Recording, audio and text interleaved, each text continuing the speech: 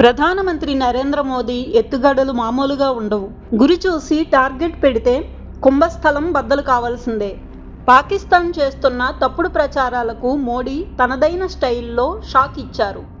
పాకిస్తాన్ పూర్తిగా అబద్ధాలు ఆడుతోందని అంతర్జాతీయ సమాజానికి తెలియజేశారు. ప్రధానమంత్రి నరేంద్ర మోదీ అదంపూర్ పర్యటన వెనుక గొప్ప స్ట్రాటజీ ఉంది.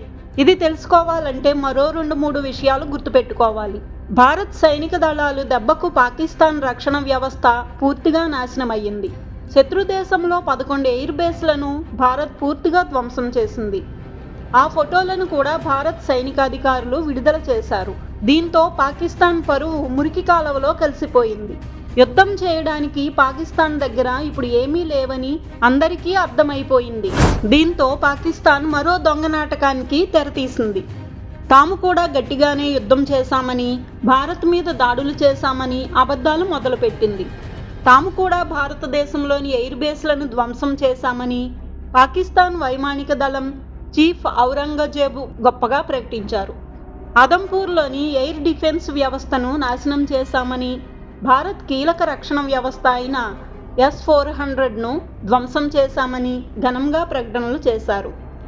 ఇందుకు సాక్ష్యం అంటూ మార్ఫింగ్ చేసిన కొన్ని ఫోటోలు కూడా పాకిస్తాన్ వైమానిక అధికారి విడుదల చేశారు. ఇక్కడే ప్రధానమంత్రి నరేంద్ర మోదీని పాకిస్తాన్ తక్కువగా అంచనా వేసుకుంది. ఇదే అదనుగా శత్రువుకి బుద్ధి చెప్పడానికి మోడీ స్వయంగా రంగంలోకి దిగారు. ఉదయమే ఆకస్మిక పర్యటనకు అదంపూర్ ఎయిర్ బేస్ని ఎంచుకున్నారు. మోదీ ప్రయాణించిన ఎయిర్ ఫోర్స్ విమానం అదంపూర్ బేస్లో చక్కగా ల్యాండ్ అయ్యింది. ఎయిర్ బేస్ అంతా నరేంద్ర మోదీ కలియ తిరుగుతున్నప్పుడు అక్కడ యాంబియన్స్ అంతా చాలా ప్రశాంతంగా ఉందని, ఏమాత్రం చెక్కు చెదరలేదు అని కళ్లకు కట్టినట్టు కనిపిస్తోంది. మోదీ ప్రసంగించినప్పుడు బ్యాక్గ్రౌండ్లో S-400 సిస్టమ్ ఉంది. అలాగే యుద్ధ విమానాలు కూడా ఉన్నాయి. ఆ ఎయిర్ బేస్కు కొంచెం కూడా నష్టం జరగలేదని స్పష్టమయ్యింది. ఇక అక్కడి నుంచి ప్రధాని మోదీ పాకిస్తాన్కి మరోసారి వార్నింగ్ ఇచ్చారు. పిచ్చి వేషాలు వేస్తే అంతు చూడడం ఖాయం అని తేల్చి చెప్పారు. ఉగ్రవాదాన్ని ప్రోత్సహిస్తే మరోసారి చొరబడి కొడతామని, ఈసారి దాడి చేస్తే పాకిస్తాన్కి ఏదీ మిగలదు అని ఘాటుగా హెచ్చరికలు చేశారు.